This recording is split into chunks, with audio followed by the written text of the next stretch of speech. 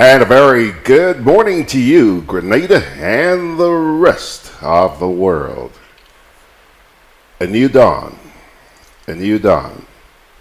I bet a lot of you awoke this morning with a lot less stress. Yeah, I was saying, I bet a lot of you awoke this morning with a lot less stress than you have for the last few weeks. Folks, it's good to be alive. Let us give thanks and praise to Almighty God, who still hears and answers prayer. Yeah. Well, what else can we talk about this morning except what happened last night? And by the way, before I get into it, just let me say this. I've done this before. I did this after the referendum 2 years ago, and I also did it after the March 13th elections. The people down at the parliamentary office, in particular, a young man by the name of Michael Millet, they have to be saluted, you know. They were so speedy in getting the information out to us last night. I'll tell you, the discussion was that it seems like the people in Antigua need to take a page from the books of our local parliamentary elections office. This gentleman, I'm sure he had the assistance of other colleagues. I don't know who they are. But he did one heck of a job putting together a system which would keep us very, very up to date, on time, with the results. And you know, the way the voting, or the counting, I should say, was taking place. Mr. Millet, I salute you, sir. You deserve an awful lot of respect for what you've been able to accomplish. And I'm sure that, like many others here in Grenada, you're operating with very limited resources. But nonetheless, you did an outstanding job. I mean, we had this software where we were sitting here, and not just us, other broadcasters as well, and the information was coming in fast and furious. Whereas in Antigua, apparently, once the polls closed in Antigua, they had to take the ballots from all these various locations to a central location and sit and count them, and then put out the results. And that's why the Antiguan results were so slow in coming out. But here in Grenada, ding, ding, ding, work like clockwork. So congratulations to the Parliamentary Elections Office. Now, Grenada's much touted second referendum in as many years has come and gone without much fanfare. On Tuesday, last night, Grenadians turned thumbs down on a call from the Mitchell administration to make the Caribbean Court of Justice its final court of appeal. When the polls closed, 9,846 voters had cast their ballots in favor of that call, while, get this, 12,133 said absolutely not. Obviously, that if you can do the math there yourselves, that created a margin of something like 2,287 voters. From a total of 79,410 registered voters. Only 12.3% bought into the campaign slogan of breaking the chains of colonialism. 12.3%. The only really disturbing thing was that, disappointingly so, a low number of voters bothered to cast their votes.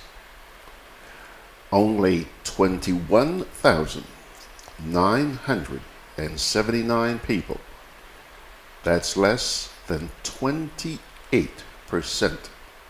of the registered voters, and even less than the November 2016 referendum. Only recently, just very recently, Prime Minister Mitchell had made it quite clear that he would be actively involved in this CCJ campaign. Don't believe me? Give a listen. We have to trust our brothers and our leadership to provide justice for us, sisters and brothers, and therefore I will be campaigning this time. The last time they tied my hand and they tied my foot. This time I loose, sisters and brothers, I will be going out hard for this Caribbean Court of Justice. Who want to come out now and say they against it while they were quiet? Let them say it now. But I am coming up against them, sisters and brothers. Prime Minister Mitchell, recently. Grenada's referendum was widely monitored internationally. I have a Google map here. Those of you who listen to the Sunday program know what I'm talking about. You can see people all over the world listening. And one of them was somebody in St. Vincent, a very familiar name. Gentleman, he's a broadcast journalist by the name of Jerry George. He joined us late on the broadcast last night.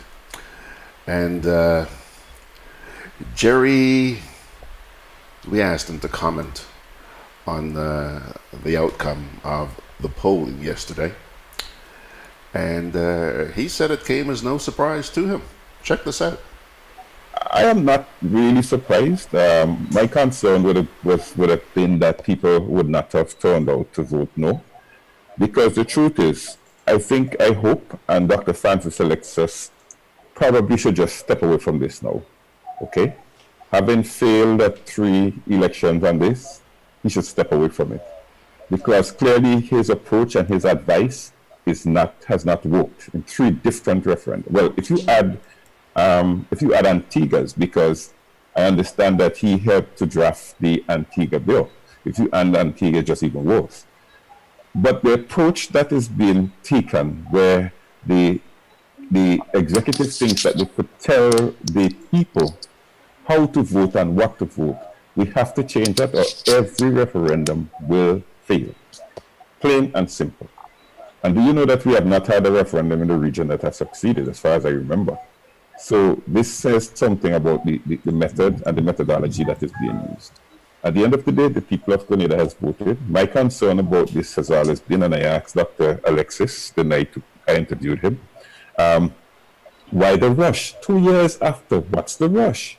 And he claimed that when they had analyzed the results, more people voted yes in the previous referendum, and therefore they felt that with that being the case, they would have prevailed this time. But people were just not prepared for this. This had some agenda that still remains to be revealed, and I think the people just didn't accept that.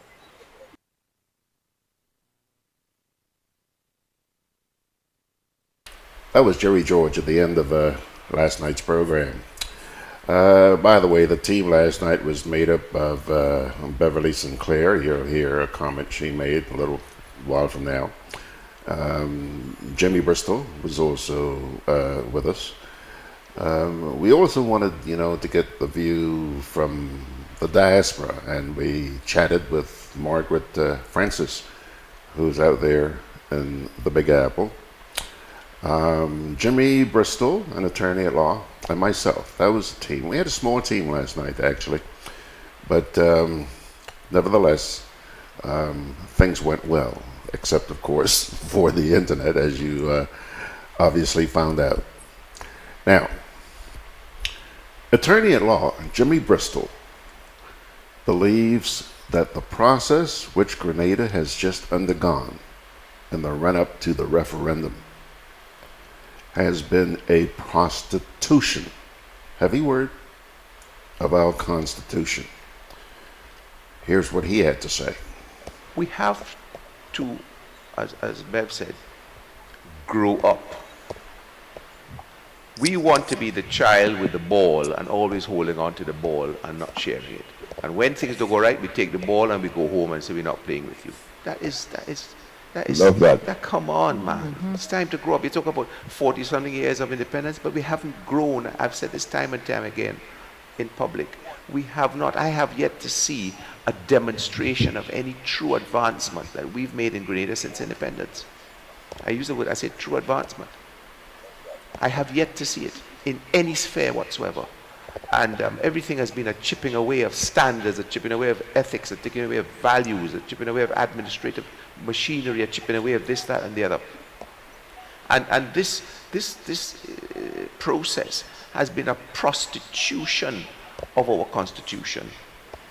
The way it has been abused by people saying we are doing this for access to justice and better justice, yet their actions were aimed at undermining the very Constitution that is supposed to safeguard us and the justice in the system. I mean, it's almost laughable how transparent the actions are, but many people are blinded by whatever promises that be made to them to join that bandwagon, and big people who should know better.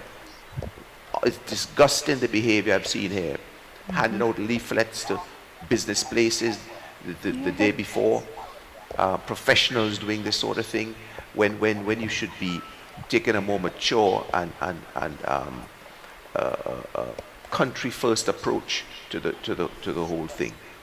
Yes. It's terrible. The behavior has been terrible, and yes. as much as the Grenadans who voted no, I praise them for the maturity. I criticize for the proponents who were leading the no campaign, not the people who voted no, because they were fooled. A lot of them were fooled that those proponents and those people who should know better for taking matters in their hands the way they did for their own good and not for the good of the country. There he goes, James Bristol. Now, before I continue, just let me say good morning to Veronica Sandy. She's joined us out there. She says it's 9 o'clock where she is, and I'm assuming that's the Big Apple. No, it's 9 o'clock here, and it's 8 o'clock where she is. You guys have turned your clocks back a little bit, as you do at this time every year. We're also joined by Ann Matthew, who is all filled with love out there this morning. Her eyes are just lots and lots of hearts. Nice to see you, Ann. And Veronica says, the people have spoken, Mr. Mitchell. And Fitzroy Adams is also joining us from the Big Apple. Okay? Now, let's continue. Oh, by the way, this morning, I know you probably noticed, right now you're actually supposed to be listening to the National Report. Well, last night, I guess it's because of the voting, the GIS seemed to have taken the day off. They did not prepare a national report for you. Hence the reason there's no national report for you this morning. It's now 9:15, time at which you would normally be listening to the national report. Let's move along. Former senator with the New National Party, young man by the name of Devon Rache. He gave us a call last night towards the end of our coverage and provided his assessment of the campaign. And not only that, he shared some suggestions with us. Take a listen, eh? And tell me, what do you think? Seems to make a lot of sense. Devon Rashay. Devon, listen, man, I'm sure that you have now heard the results, and they seem to sort of echo what you shared with me earlier on this afternoon. Yes, I think it was clear what was trending, and as I indicated when we did have our discussion, once you do have the major political parties advocating for support of a bill, given the distribution in terms of the political basis of the various parties, it will be difficult for any referendum to succeed. Where did these guys go wrong? I really think that we have to really look how we approach the referendum. I think initially the idea of having inclusion in terms of the support of the main political parties was good, but once the National Democratic Congress pooled their support and the union indicated that they were not supporting, it became an uphill task. So I would say that the process started off on maybe a good foot in that from the launch of the CCJ Advisory Committee and the campaign, the NDC was involved, and for some reason at some point NDC pulled out. I wasn't aware, and I know most persons publicly were not aware that there were some discussions going on behind the scenes with government that may have impacted on the support. But that seemed to have been the breaking point. However, I would say that the initial approach may have been good in terms of support. I would say going forward in the future, if you're going to approach any referendum, prior to the bill going to Parliament, it will be necessary to have the various parties, and not just political parties, the trade unions, the churches, sit around the table and agree to the bill that is before it goes to Parliament. So that once it comes out of that discussion, it is something that everybody feels comfortable in supporting. Devon, let me ask you this. I mean, the news tonight must be pretty disappointing for the administration. But do you think that, there's an old there's an old saying, "Out of evil cometh good." Do you think that this may signal a change in the approach of the administration and maybe make them a more unifying force than the divisive force that this whole process had become? Well, I think the society generally is polarized, and I would say in credit to the administration that the approach this time to include all parties on the CCJ Advisory Committee was good, because there is an organization that I represent that is part of the said committee, and I know that when we joined the committee, that the National Democratic Congress were part of the committee, and they were very active in the discussion. At some point, the NDC decided that they wanted to remove themselves from the committee and didn't appoint another representative. I think, though, that in terms of changes as to the way the administration approach things, it will be necessary for all of us as a society to have a less polarized society. And I think that's the bottom line. We have not matured enough as a country in terms of how we approach things, that a lot of things are seen from a very partisan standpoint, is either NDC or NNP. But I think that even if we have differences of opinion in some matters, that there must be some other issues where we can have common interests and common understanding. And the thinking was that CCJ is one of those issues. I made the statement tonight that tonight I really don't think anybody won, in the sense that even those persons who oppose the current bill, they have expressed that they support CCJ in principle.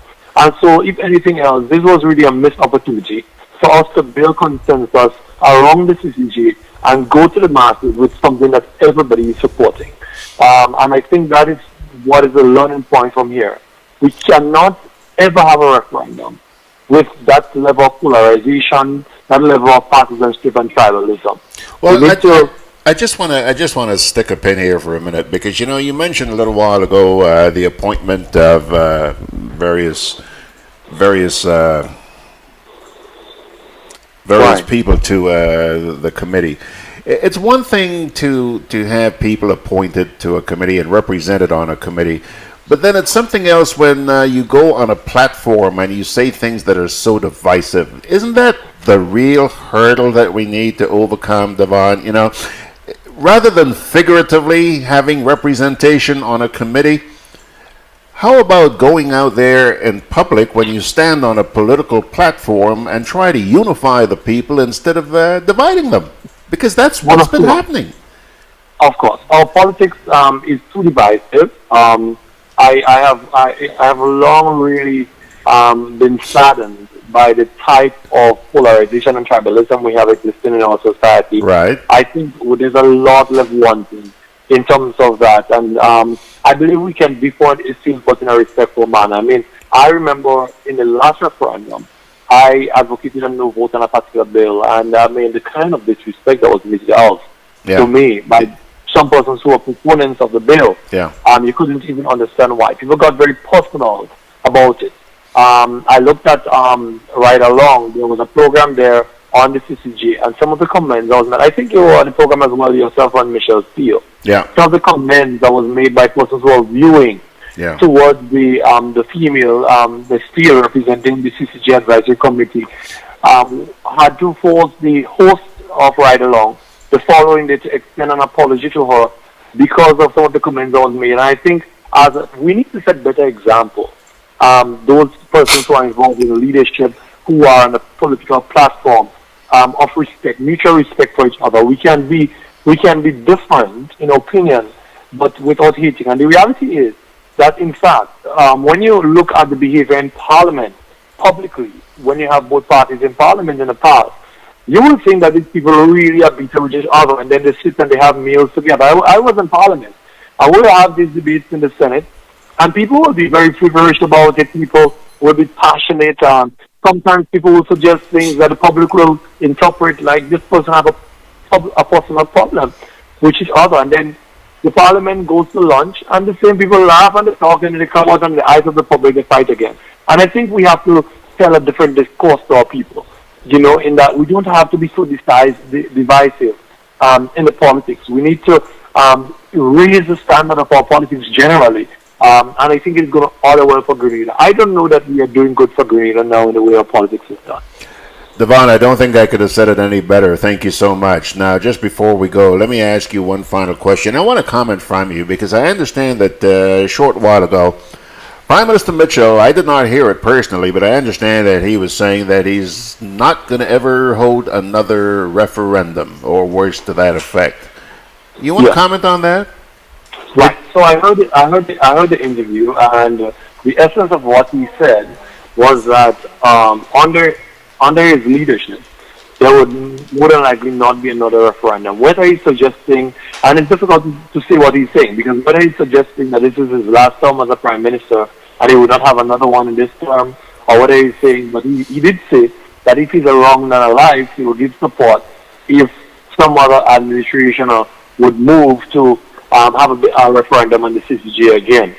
I think, though, that there's a lot of factors here, because not only we had a majority of no votes in this referendum, we also had a situation of very low voters turnout, which speaks to the interest of our people. And in a sense, I believe that this is beyond what the advisory committee could have done, or beyond maybe what the administration could have done. I think it comes from something that is deeper, lacking in our society, which is the absence of civic education. Because here we are asking our people to amend the constitution that the majority of our population have never seen, do not know what it's about, do not know what our constitution contains. You know, and because we don't teach our constitution at our schools. People do not know what their rights are. And you are asking them now to amend something that they are not familiar with. And so I think we need to have a broader conversation concerning what are we teaching our people. How, when we speak about our people being patriotic, what are they really patriotic to? What defines us as Grenadians? And I believe that this allows an opportunity for that type of discourse. Because it is one thing to say that we have schools and our people are being educated, but how much of what we are teaching our people pertains to their citizenship and their appreciation for being a Grenadian? Thank you very much, Devon Rache. Really, really appreciate it. Let's work together, buddy, and try and get this country going on the right track. So there you have it. That's Devon. I think he was appearing on the GIS program, and he called in to us just before we wrapped up our broadcast. Now, again, before I move on, I don't like to leave you folks out, so let's get back to Facebook here for just a sec. Couple of comments. The first one from Louise Nyack Francois. Louise says, a constructive, positive no. Where do we go from here? Partnership with the citizens of Grenada. Yep, good idea. Our democratic Grenada has spoken. Those in administration ought to listen. It is good to have our regional courts of justice. However, we must be prepared, ready, and knowledgeable about issues before we vote in favor of it. So says Louise right there on Facebook. You know, Louise, just let me say here that that was part of the wrap-up conversation we had last night. The people of this country sent a very clear signal, totally unambiguous last night. And the hope is that because they have been crying out, we have been crying out for years, the hope is that what happened last night will in fact mark a turning point. I ask the same question you're asking. Will the authorities listen? Or will they continue with this arrogant, pompous attitude where it seems like the people who elected them work hard to pay them are just brushed aside? So where do we go from here? Actually, Beverly is going to make a suggestion next, so hang on. But first, let me get back to Facebook here. Anthea, nice to see you, girl. Thank you very much. Hardly ever see you during the week. Usually on Sunday mornings, you're there with us. She says, once again, the answer is no. What's your next move, Doc? So says Anthea. Then I haven't seen this person before, but T.F. Richards, that's T.W.F. Richards, says, I think that education is the key. Not education on the referendum, but rather education is needed in teaching our people the ability to know when it is time for partisan politics and when it is time for country. TF, right on the money, bro. He or she goes on to say, unless this is done, then future bills like this one will suffer the same fate. TF, that's the scary thing. That's the scary thing. Are we listening? Are we listening? And will what happened last night make a change?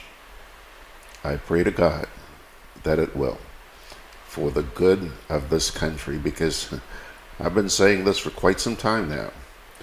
We are headed in a direction which is a very, very grave concern to me. Yes, things change, life changes, time changes. But this place is a very long way from the Grenada I grew up in, loved even then, and probably love even more now. So I'm concerned. And as I walk the streets of this country, I realize that I'm not alone. There are a lot of people out there. Look at the questions you guys are asking. A lot of people out there who share these concerns. And one can only hope that the hierarchy, the upper-ups, will listen. Listen. What a different world we will live in if and when that happens. So, what about the way forward? Well, that's what you're about to hear right now. from one of our guests last night, broadcast journalist by the name of Beverly Sinclair. So going forward, I hope the lessons will be learned, and I hope that we can move forward. We can continue this education process. Not this. We can launch a new education process about our Constitution, about a referendum, about the CCJ, about all the things that we've been talking about, which got muddled in this process. I hope we can really start a true and real education campaign so that at some point, when Dr. Mitchell is no longer Prime Minister, as he says, and the next Prime Minister may choose to have a referendum on this issue, because we must have a referendum to accede to the CCJ, and we must accede to the CCJ at some point. But all of this needs to be a critical lesson so that whoever takes up the mantle to have the next referendum, don't make these mistakes. Please don't. It's a waste of time, a waste of energy, and we learn, but if we do not internalize what we learn and build on it, then we would have totally, completely lost. All right, so that's Beverly. Again, good advice, and it fits in with what TF is saying here on Facebook this morning. Will anybody listen? Will anybody listen? Whether or not they do. You know, I think I mentioned to Bev and Jimmy last night. We went out to have some dinner after the program last night. And I said to them that what happened last night was a good indication to the people of this country that they are still in control, or I should say, we are still in control. And Grenada, it is important that you remember that. You took a giant step last night. Giant step. Don't squander it, my dear friends. It's only the start of a long journey. Build your resolve. Think like you obviously did before yesterday's vote. You obviously put some thought into this. So think and take advantage of the enormous gains that you made last night. Keep the pressure on. Keep the pressure on. You know, this stuff that happened last night could have been avoided simply by listening to the people who have been speaking out, yelling out, pleading, please, listen to us. Postpone this thing. No. I've heard so many stories about arrogance. We have heard that word used so often in this campaign that has just ended. Folks, include the people. Include the people. They write your paycheck. They trusted you. They listened to all your promises. They listened. Now you turn your back on them? Let me tell you. They hit back hard last night. They hit back hard. And it wasn't just here in Grenada. This seems to be a Caribbean thing. I'm sure that many of you are now aware that this referendum, which was scheduled at the same time, same day, as the people in our Antigua Barbuda, well, they also said, chuck it. Chuck it. Enough is enough. They spoke last night. 48% of the Antigua Barbudans, 48% of them said, yeah, let's go to the CCJ's appellate court. But 52% said, think again, Buster. Think again. Junior, hello, Junior. What have you got up your sleeve this evening? Junior George is with us here this morning. Good to see you, fella. I trust that you watched everything that went on last night.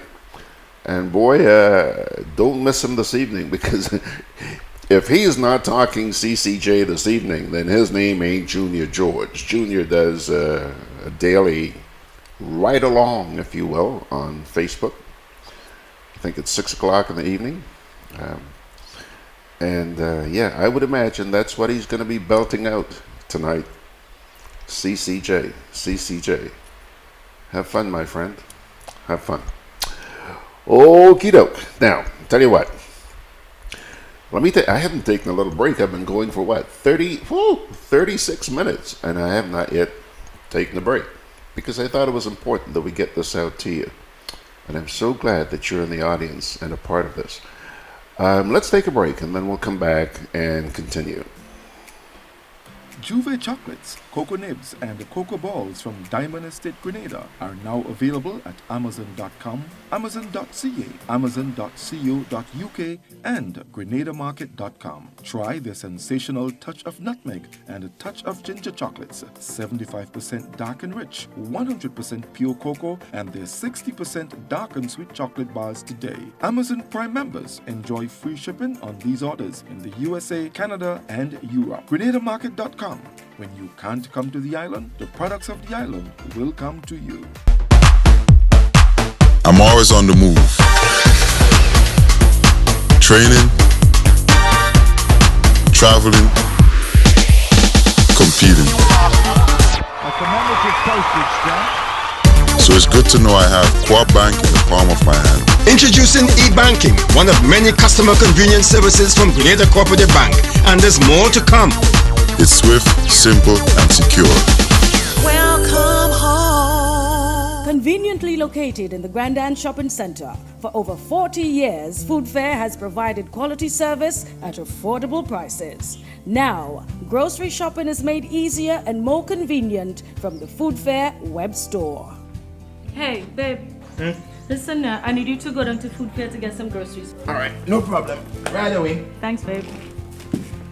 What are you doing? You're supposed to be going Food Fair to get a grocery, man. I am, but didn't you know you can order your groceries online from the Food Fair web store? Are you serious? Of course. All you have to do is just to log on to www.foodfair.gd with credit card in hand, and with an order of $100 or more, Food Fair Granadas will deliver up to 3 miles away. And you don't even have to worry about your information, you know. Their safety measures are excellent. So hold on. You just order online and Food Fair will deliver to you? Yep. Oh, baby, better hurry up and order, man. I already did. They should be here any minute now. Enjoy easy online shopping anytime from your home or office from the Food Fair web store. Food Fair, where you can fill your baskets without emptying your pockets. Spread some cheer and show you care with Grenlex Give-A-Wish promotion. Do you know someone who has had a challenging year and deserves some good fortune, or a worthy cause that needs extra support? Grant them a wish this holiday season with Grenlex. Just pay your bill in full, then write their name, address, and phone number on the top portion of your bill. Add your phone number and drop it into the wish box at any of our Grenlex customer centers, or you can enter online via our Facebook page. 15 customers will receive a $500 electricity voucher for giving a wish to someone who deserves it. And 15 winners will each have their wish granted, valued at up to $1,500. What's more, 230 lucky customers will win $75 electricity vouchers. Spread the cheer this year with Grenlex Give-A-Wish promotion. Visit our website or Facebook page for more information. Terms and conditions apply. Promotion ends December 21st. You know, as many of you may already be aware, the 2018-2019 cruise ship season got underway a little bit early this year. We had a call from a ship called the Carnival Breeze. Pretty big ship. Came in here, I think it was around the 27th or the 28th of September. And then apart from these small, you know, these little sailing vessels, the month of October was pretty darn quiet. Well, we have seen things perking up a little bit, and this morning, nice little one came in here, and it's the Star Pride. She came in at about 8 o'clock this morning. Not huge. Actually only has a capacity of about 323 on board. And you may have noticed that instead of being berthed at the Melville Street cruise terminal, she's actually berthed in here at the old pier. Like I said, smaller ship. However, on Friday, the Carnival Breeze will be back. She arrives at 9 o'clock on Friday morning and has a capacity of 3,690. Now, once again, I always stress that that's the capacity of the ship, right? That's how much it can hold. Does not necessarily mean that 3,690 passengers are on board. And many of these ships, like the Breeze, for example, they have over 1,000 crew on board. So anyhow, by the way, these two ships, they're both going to be departing at 3 o'clock. And when I say two ships, I'm also referring to the Marella Discovery 2. She also will be here tomorrow, arriving at 8 o'clock. The Breeze arrives at 9, and the Marella Discovery 2 arrives at 8 o'clock. She has a capacity of 1,836. So you have over 5,000 people coming in tomorrow. Not bad, not bad. Okay. I still remember the days years ago when sometimes we had 6. I have seen as many as 7 big cruise ships. Not talking about these little 2 and 3 and 4 masted schooners. Huge ships anchored in the outer harbor. That's before the days when we had the Melville Street cruise terminal. Anyhow, the 2 ships I just told you about, they will be departing at 6 o'clock in the evening, so they're in here pretty much for the entire day. And then another Marella brand, this time the Marella Explorer, arrives on Saturday at 8 o'clock in the morning. She has a capacity, or will have a capacity, of 1,830, and we'll be in here until 6 o'clock in the evening. And finally, you have the Serena, which comes in on Sunday, I think it is, yeah. 8 o'clock in the morning, and that one has a capacity of only 684, still better than nothing, and will depart at 9 o'clock in the evening.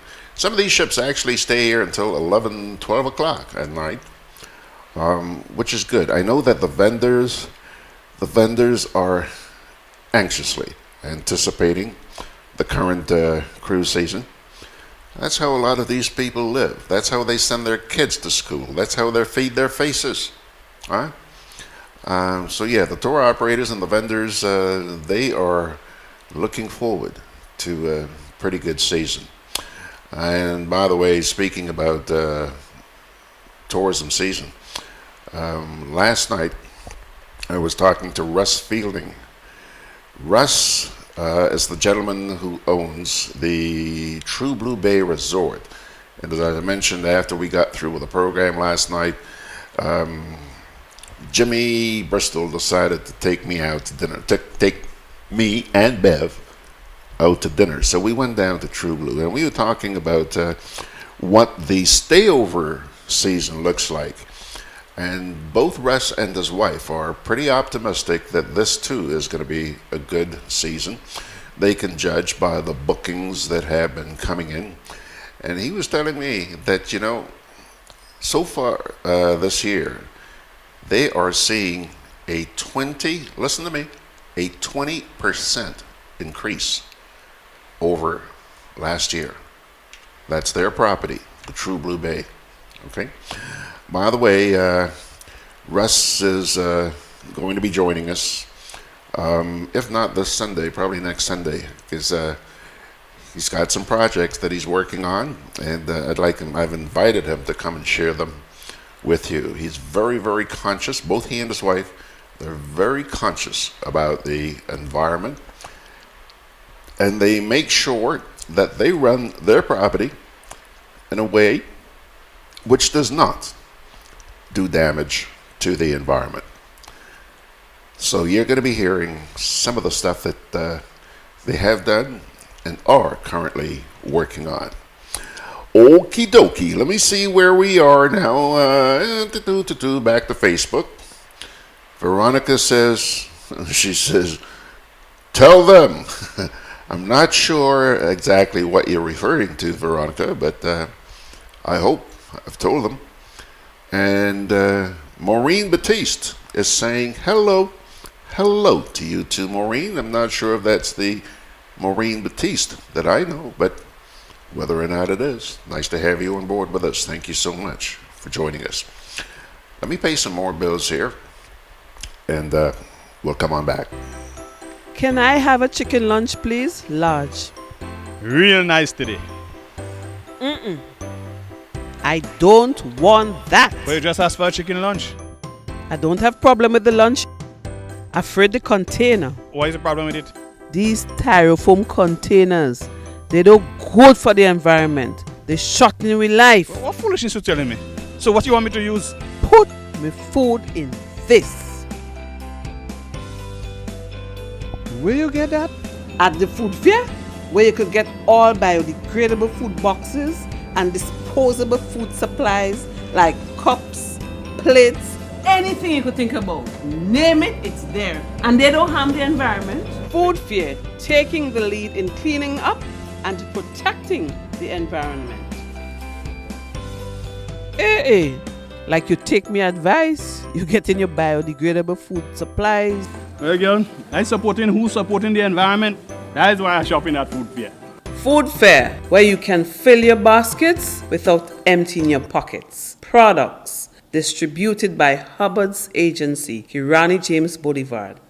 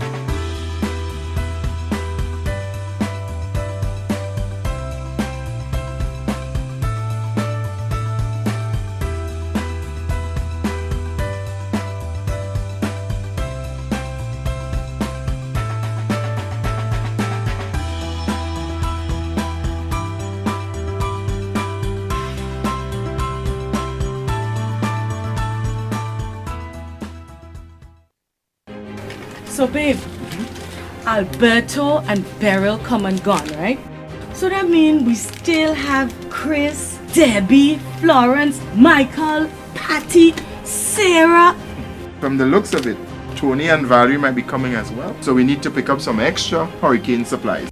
You don't know how many hurricanes will be coming this season, so you need to be prepared. At Hubbard's Hardware and Building Supply Departments and the Food Fair supermarkets, everything from canned foods, flashlights and batteries, to plywood, tarpaulin, lanterns, roof repair kits, water tanks, etc. are available. For over 90 years, we've helped you prepare for and recover from storms. Hubbard's is an integral part of your hurricane preparedness plan. Get discounts when using credit and debit cards. Spread some cheer and show you care with GRENADABROADCAST Give-A-Wish promotion. Do you know someone who has had a challenging year and deserves some good fortune, or a worthy cause that needs extra support? Grant them a wish this holiday season with GRENLEC. Just pay your bill in full, then write their name, address, and phone number on the top portion of your bill. Add your phone number and drop it into the wish box at any of our Grenlec customer centers, or you can enter online via our Facebook page. 15 customers will receive a $500 electricity voucher for giving a wish to someone who deserves it, and 15 winners will each have their wish granted, valued at up to $1,500. What's more, 230 lucky customers will win $75 electricity vouchers. Spread the cheer this year with Grenlec's Give-A-Wish promotion. Visit our website or Facebook page for more information. Terms and conditions apply. Promotion ends December 21st. Okay, you heard me run that spot there a couple of minutes ago about the hurricane season and preparedness and what have you. Today happens to be, the 7th of November. November is the month when the hurricane season officially ends.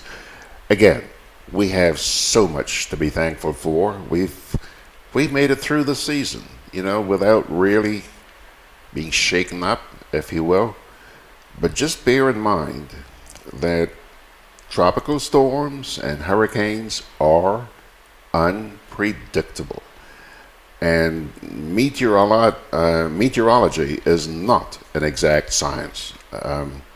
Yes, technology has made them very, very helpful. In recent years, they've advanced a hell of a lot, but it does not mean that they're perfect. You see things nice and quiet out there in the Atlantic today, and who knows, in a matter of hours, that can all turn around. Okay, so please, don't let your guard down. And even after November 30th, we've had some storms form in December. We've had storms form in January.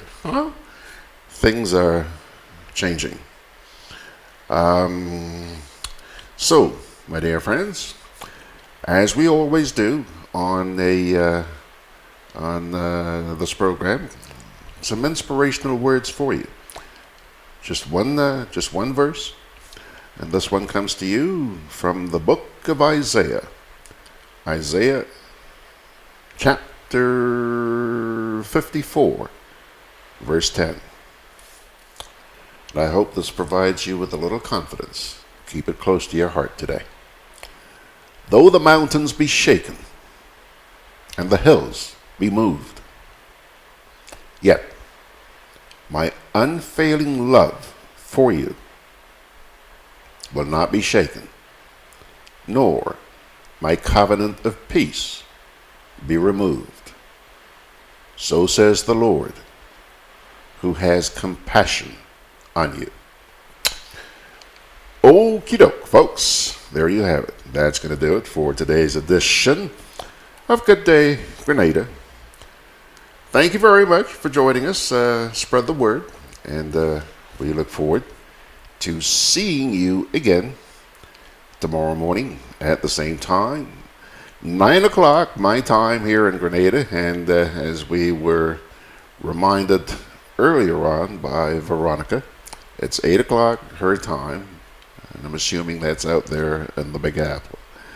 God bless you, my friends. See you tomorrow.